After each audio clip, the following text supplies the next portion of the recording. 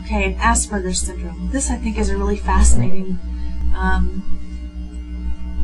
group of kids and adults because their deficits are so closely associated with right hemisphere processing deficits.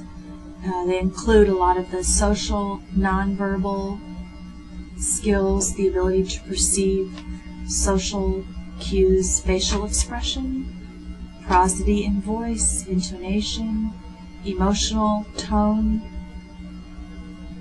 the ability to take the perspective of an other. Those right hemisphere deficits really limit and collaborate with some executive function deficits that are seen in kids with Asperger's. And those executive function deficits are significant difficulty with impulse control, lack of flexibility, difficulty organizing and sequencing and planning. There's not so much the difficulty with generating plans and generating goals and determining behaviors. These kids tend to know exactly what they want to do. But whether it really fits the environmental constraints or the requirements of a situation, that's where the problem comes into play.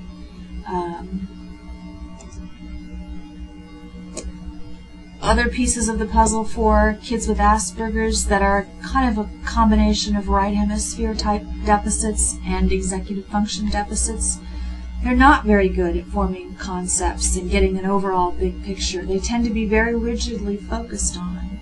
And so when we're thinking back to attention and decision making and planning and organization, are they applying their executive function skills to all of the environmental criteria? Are they focused on relevant pieces of information in the environment? Are they organizing their language and their responses and directing their thinking to the most appropriate and relevant pieces of the puzzle, so to speak? Kids with Asperger's have difficulty predicting and anticipating. They tend to be focused right here and in the moment. And so earlier when we spoke about how to predict and anticipate outcomes to help you make better choices and better selections, that tends to be a difficulty. Those skills, that novel decision-making, novel problem-solving, creative solutions, that helps us deal with unfamiliar circumstances. The kid with Asperger's really needs that rote, predictable routine. It's not easy for them to come up with their own novel understanding about something unexpected or unplanned. They're not flexible. They don't adapt well. These are those executive function skills that we've been talking about today that are specifically problematic for this population of kids. In treatment, a lot of the language goals that you can use are ways to use self-talk, to prompt them to look for all the cues in the environment, to prompt them to use phrases like stop, think, plan, do, in order to verbally kick in some impulse control just for a second or two, to give them long enough to generate a different plan, or even to make them aware that they might need to get ready to shift, get ready to flex. Stop, regroup, refocus, shift. You can use language to teach them some compensatory strategies and to make their own self-control of executive functions a little better and more functional for them. ADHD. Okay, well, distractibility, poor inhibition, impulse control issues, inattentive, working memory deficits, disorganization, poor flexibility and shifting of attention. These are all classic. That's a classic list of deficits in some of those 3 foundational cognitive processes that underlie and support our executive functions.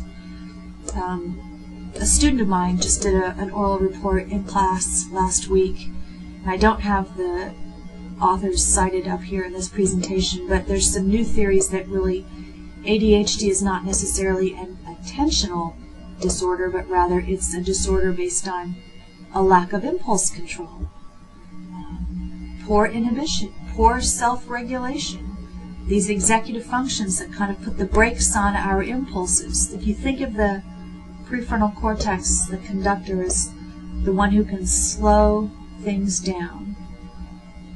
And if I can't slow things down, how can I focus my attention? How can I stop and land on any one given thought or moment or idea or task long enough to kick in any of my other language or visual processing skills?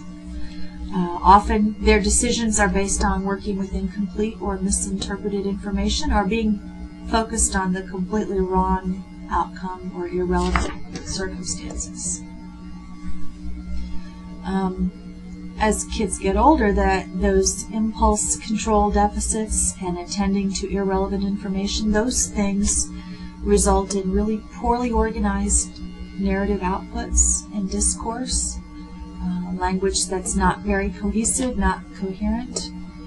Of course, you've seen poorly regulated social behavior in these kids, and but also limited prediction of outcomes, trouble sticking with or completing a task, difficulty planning, organizing, shifting, self-monitoring, difficulty profiting from any kind of feedback from the environment. Why? Because my attentional foundation, my attentional control system is not engaged adequately. If you think back to that circle where I poured all of the components and processes into 4 skill sets, attentional control. Clearly this is a difficulty with attentional control. If you wanted to think of Asperger's as being really, difficulty with flexibility, flexible, purposeful behavior. And also I would say information processing for the nonverbal social cues. This ADHD I look at as a huge difficulty with that skill set of attentional control. Nonverbal learning disabilities and executive function deficits. This one too is another diagnosis that's very much a right hemisphere based disorder. In fact, kids who have nonverbal learning disabilities present very much, if not exactly like, a lot of adults who have an acquired right hemisphere pattern of deficits. What's the right hemisphere supposed to do for us? Draw conclusions, demonstrate Gestalt thinking, see the big picture, identify what's relevant, think conceptually, analyze, synthesize, pull it all together, flex, be creative. Kids with NVLD don't do that. They fail to see the obvious. They will draw the wrong conclusion. They'll fail to make inferences that we may think are extremely obvious. Their ability to predict outcomes, even when they're in the midst of doing a hands-on, simple experiment in therapy, their ability to look at the manipulatives in front of them and use language to say what will happen if X is quite impaired. They don't know where to focus or address their thinking. What's relevant? What's a priority? What's a creative idea? What's an obvious solution? A lot of the plans these kids generate just to carry out simple homework activities or complete a worksheet in school, their plans are not relevant. They're able to initiate, but it often has nothing to do with the requirements that they're given. And they don't execute or achieve a lot of outcomes because they're working inefficiently or on the wrong things without direction. There's an overemphasis on detail to the exclusion of the main idea, what's relevant. And this shifts their thinking and their communication into areas that don't really serve the bigger picture. New learning is poor. Adaptability and generalization is not good. What do I do with all of this information? How do I take all these details and wrap them up into some tidy little group of thinking? Language. Often if you give a kid with NBLD some straight language tests, they'll look fine. They'll perform normally. But if you dig underneath that and look at the metaphorical, the implied, the inferential, the subtle, those performance scores will not be normal. So their efforts lack relevance, and the behaviors and their attempts are perseverative. I've seen many kids continue on with efforts that are failing, have failed, that you've pointed out to them this strategy is not working, and yet they cannot integrate that. They have a poor perception of the perspectives of others, and finally they fail to use self-talk to help regulate all of these skills. So you can work on teaching them some of those language-based self-talk, self-regulatory strategies, and I think one of the most useful things you can do for this group is to teach them organizational skills, comparison, relevance, conclusion, prediction, links, abstraction. Because as they move up through higher grade levels and the expectations and the demands increase and the assumptions about their language gives the wrong impression, these kids will have more and more trouble academically and socially.